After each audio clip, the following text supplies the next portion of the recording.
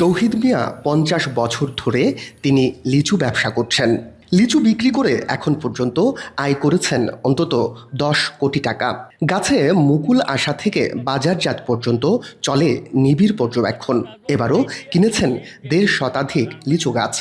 লিচু সিজনে আমরা এই ঈদের আনন্দটা বেশি পাই। আমার জীবনে এই পর্যন্ত মনে হয় যে আমি ৮-১০ কোটি টাকা আমি প্রফিট করছি।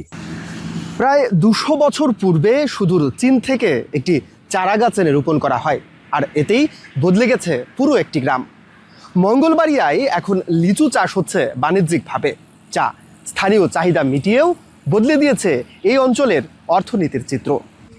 কিশোরগঞ্জের মঙ্গলবাড়িয়ায় লিচু বাগান দেখতে দূর থেকে আসছেন অনেকেই। লিচুর দাম নিয়ে অসন্তোষ থাকলেও নির্ধারিত দাম থাকায় সন্তুষ্ট ক্রেতারা।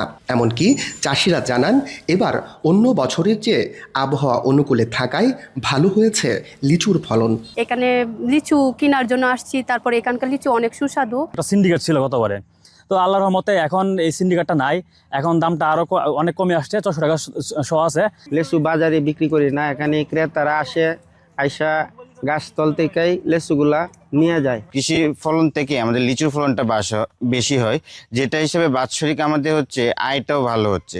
মঙ্গলবাড়িয়ার মতো জেলার নারান্দী, কুমারপুর, হোসেন্দি ও শ্রীরামদি গ্রামেও ব্যাপক হারে লিচুর চাষ হচ্ছে। লিচু চাষে সব ধরনের সহায়তা দেয়া হচ্ছে বলে জানান কৃষি সম্প্রসারণ অধিদপ্তরের কর্মকর্তা। তুমি যারা লিচু চাষি আছে প্রত্যেককে নিয়ে আমরা এখানে একটা কর্মশালা করি যে লিচুর কখন কোন স্প্রেটা করতে হবে।